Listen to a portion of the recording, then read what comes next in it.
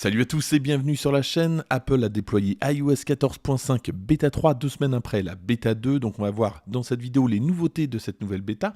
Et puis à la fin de cette vidéo, attention teasing, je vous dirai à peu près quand devrait sortir iOS 14.5.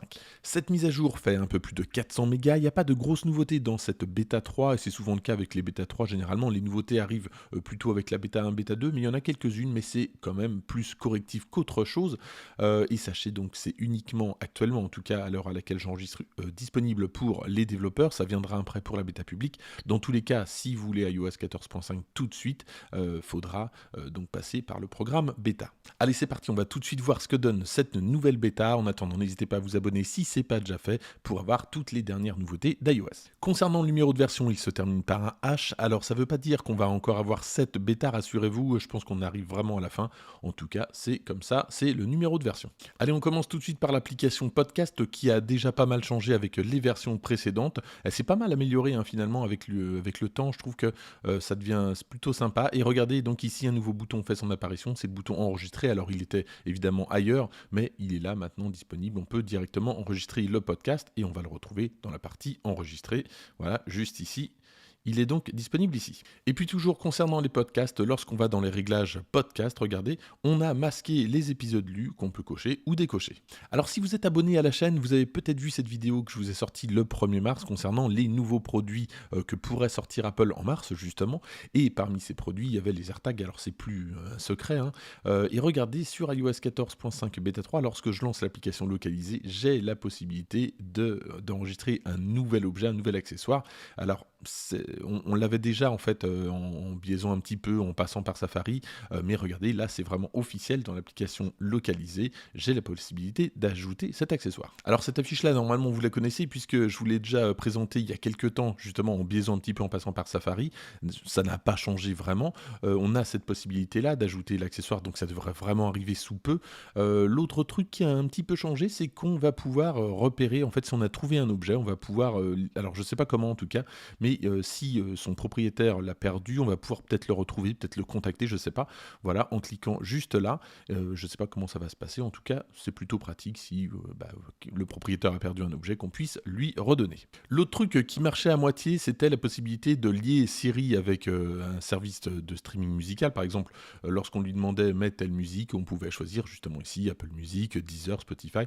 Donc voilà, c'est officiel. Là aussi, ça devrait être prêt pour iOS 14.5.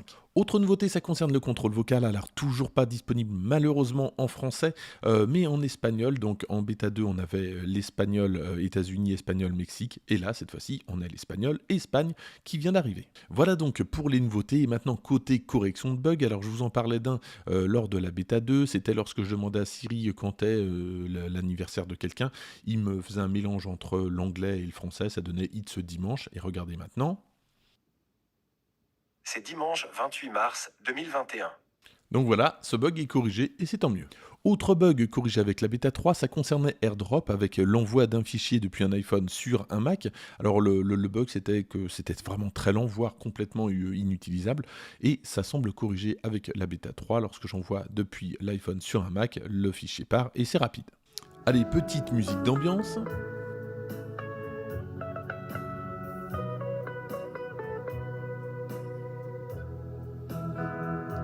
Ah, ça fait du bien quand même. Alors cette petite musique pour vous expliquer qu'en fait Apple a signalé un bug notamment pour envoyer de la musique depuis un iPhone sur un HomePod mini. C'est mon cas, ça ne fonctionne plus alors que ça fonctionnait très bien, je vous avais fait une vidéo.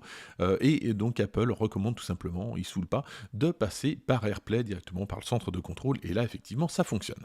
Côté date de disponibilité maintenant pour iOS 14.5 pour tout le monde, je sais que pas mal de personnes attendent cette mise à jour avec impatience, il y a pas mal de nouveautés. Alors j'imagine, même si Apple ne dévoile rien, que ça pourrait être à peu près entre le 23 et le 31 mars, pourquoi pas. Je pense que ça devrait sortir avec les nouveaux produits qui pourraient arriver donc fin mars. Et effectivement, si l'AirTag sort, forcément, l'iOS 14.5 sera disponible. Voilà donc pour les nouveautés, pas de bug particulier pour le moment, j'ai pas rencontré de bug supplémentaire supplémentaires. Mon bug concernant VoiceOver et l'application mail qui est un petit peu long à se rafraîchir et qui n'est pas complètement d'ailleurs vocalisé, n'a pas été corrigé par la bêta 3. Alors sur d'autres téléphones, j'ai le même problème également.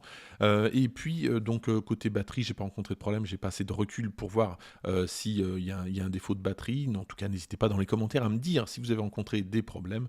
Pour le moment, moi, ça a l'air plutôt fluide, donc pas de soucis particuliers. Merci d'avoir suivi cette vidéo jusqu'au bout. N'hésitez pas à la liker, à la partager, à vous abonner si ce n'est pas déjà fait, à me laisser plein de commentaires sur vos bugs. Et moi, je vous dis à très bientôt pour d'autres vidéos.